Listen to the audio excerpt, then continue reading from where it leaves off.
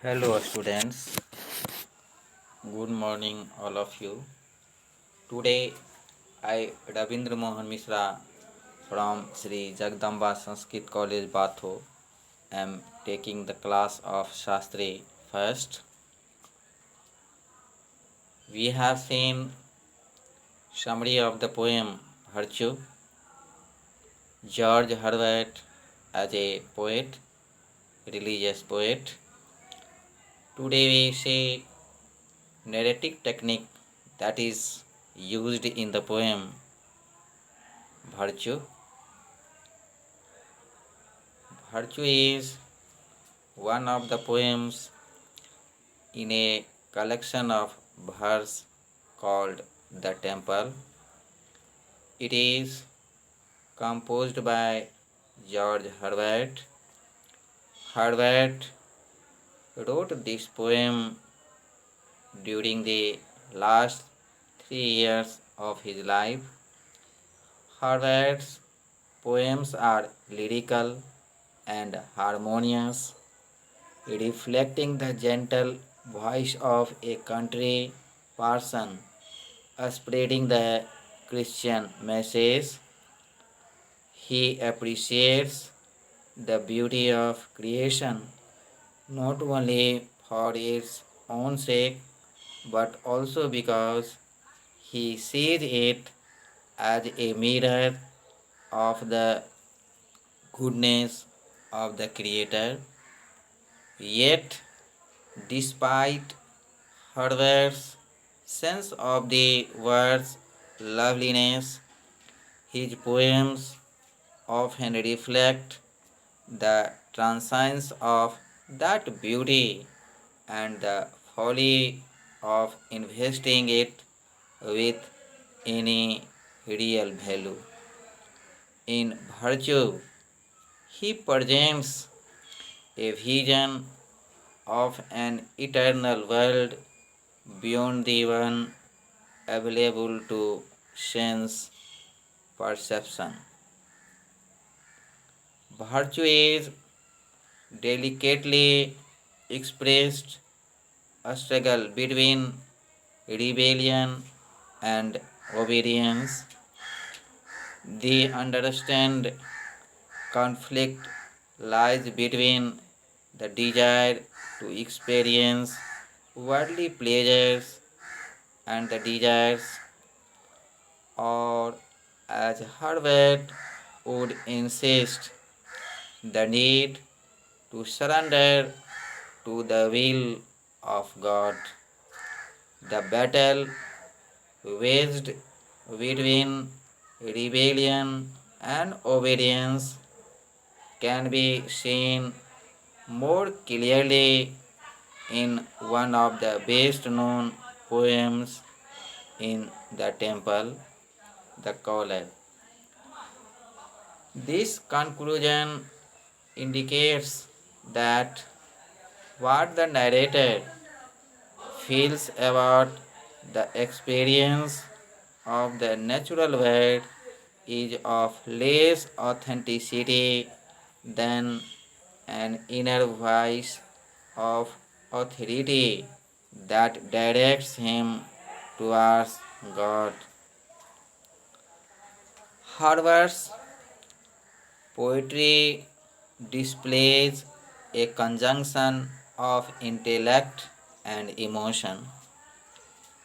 Carefully crafted structures like the first three quatrains or four-line stanzas of Virtue, all of which are similarly formed, contain sensuously perceived content like depictions of daytime, nightfall, a rose, and a spring.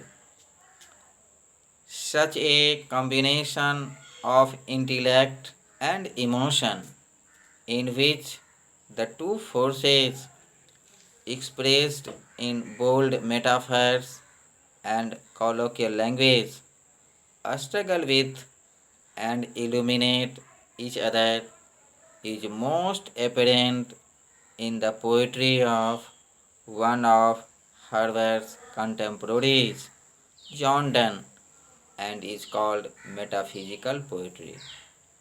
In virtue, an example of this combination of the intellectual and the sensuous can be seen in the second line of the third quatrain when the spring is compared to a box of compressed sweets. Repeatedly throughout the 16 lines of virtue, Herbert urges beauty's transitory nature. His warning is not that people themselves must die, but that the things that delight people while they are alive must pass away. The word thou repeatedly in the last line of each of the first three stanza serves as an address of each of the day, the rose, and the spring. The word does not refer to the poet himself or to the reader, even if one hears associative and suggestive echoes in those directions. Consequently, Herbert's poem does not assume the character of a threat.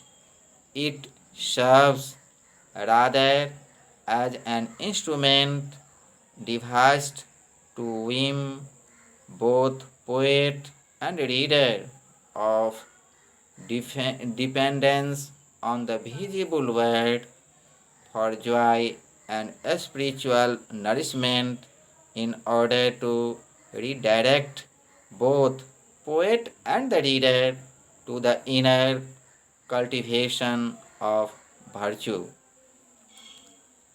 Besides expressing the impermanence of natural phenomena in virtue, Herbert also reveals the interconnection of the realism of life and death.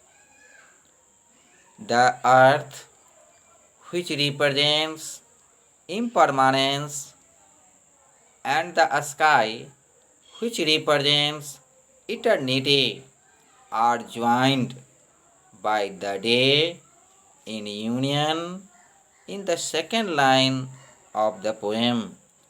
Similarly, the seventh line shows that a root, a source of life, and a grave, a tomb for life, shares the earth as a common location.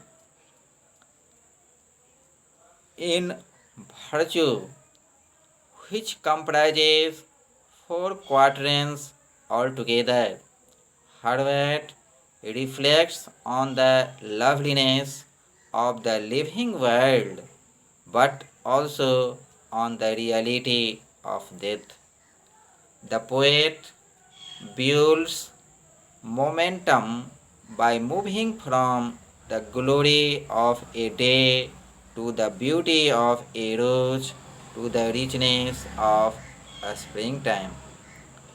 There, the cherished thing is not a tangible manifestation of nature, but the intangible substance of a sweet and virtuous soul. When all else succumbs to death, the soul, the chiefly lives not through argument but through an accumulation of imagery. Herbert contrasts the passing glories of the mortal world with the eternal glory of the immortal soul and thereby distinguishes between momentary and eternal value.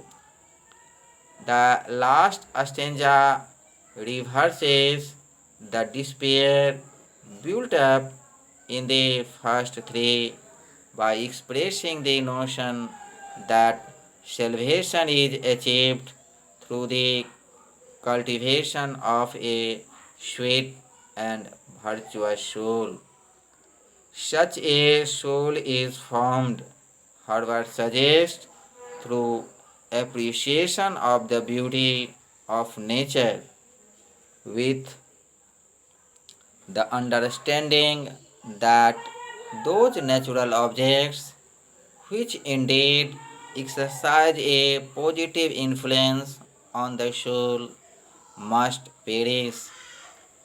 The soul that is shaped by the appreciation of the sweetness of natural beauty, as long as that beauty is seen to be transcendent, can itself become sweet by refocusing its appreciation on the beauty of virtue, sacrifice, and the eternal afterlife.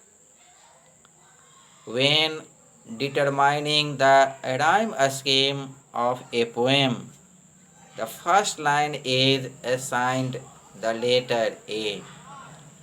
If the next line rhyme, it also receives the letter A. However, if the next line does not rhyme, then it receives the next letter in the alphabet B. We continue see this pattern moving through the letters of the alphabet until we reach the end of the poem. Therefore, the rhyme scheme of virtue is AB, AB, CB, CB, DB, DB, EF, EF. All of the even lines rhyme with each other until we reach the final stanza of the poem. The final stanza of the poem does not fit the rhyming pattern that the rest of the poem has followed. This is important because this last stanza delivers the final message of the poem. Just like the rhyme scheme in the final stanza is different, the poem itself has reached a turning point. In the first three stanzas of the poem, the author describes how everything must eventually die or come to an end. Stanza 1 describes the end of a day. Stanza 2 describes a rose dying. The stanza 3 describes the end of the spring. However, in the final stanza, the author